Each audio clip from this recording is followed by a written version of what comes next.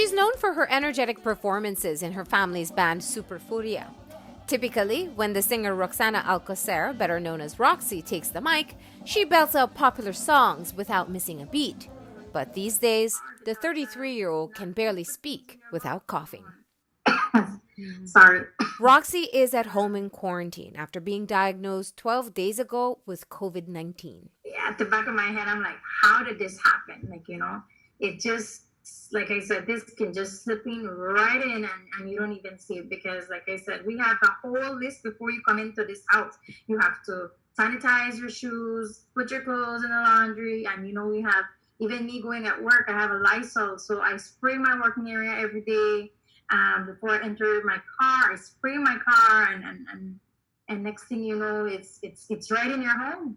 Both Roxy, her mom, and her daughter tested positive for COVID-19.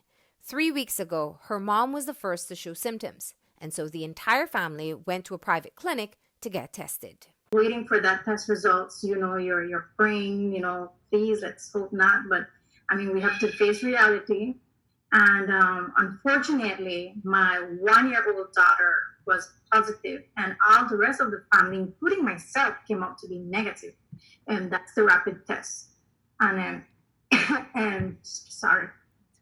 And so, of course, I burst into tears as a mother, and instantly we start to take measures. Those measures included isolating herself and her daughter, Christina, but that also meant separating from her 3-year-old son, Alexander. It's hard. It's so hard. That was the hardest thing for me, too, as a mother. I actually literally cried, I'm like, God, this is so hard, and then I just pray that, my daughter doesn't come out with any symptoms, and I prayed over her body, and also going through not having my son, and he's calling me, he's like, Mama, why can't they come home? Her daughter would only develop a skin rash from the viral disease, but a few days after isolating, Roxy started developing flu-like symptoms and tested positive for COVID.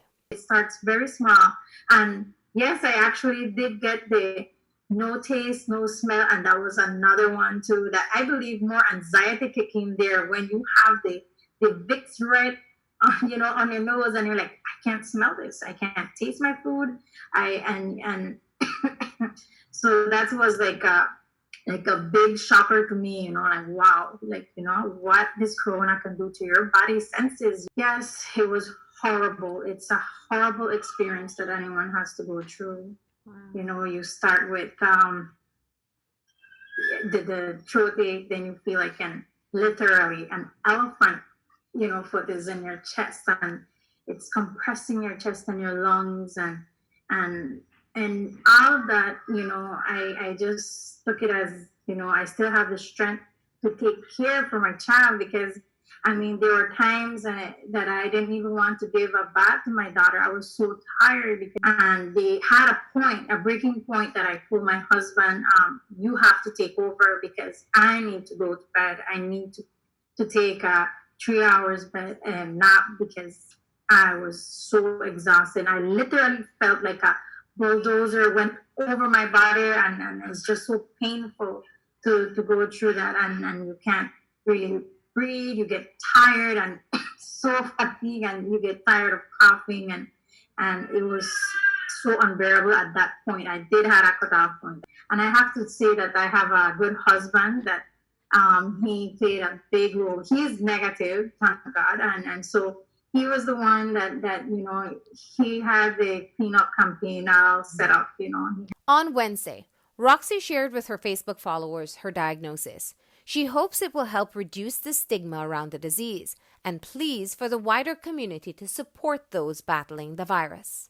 It's hard for people that are that are not on a salary, and they can't be able to go work, and you have to stay home for almost a month, and you have families to feed too as well. So I'm just saying that as a community, we need to come together and help out each other and stop this coronavirus spreading. As for her little family, her daughter is awaiting her second negative test, and the siblings have finally been reunited.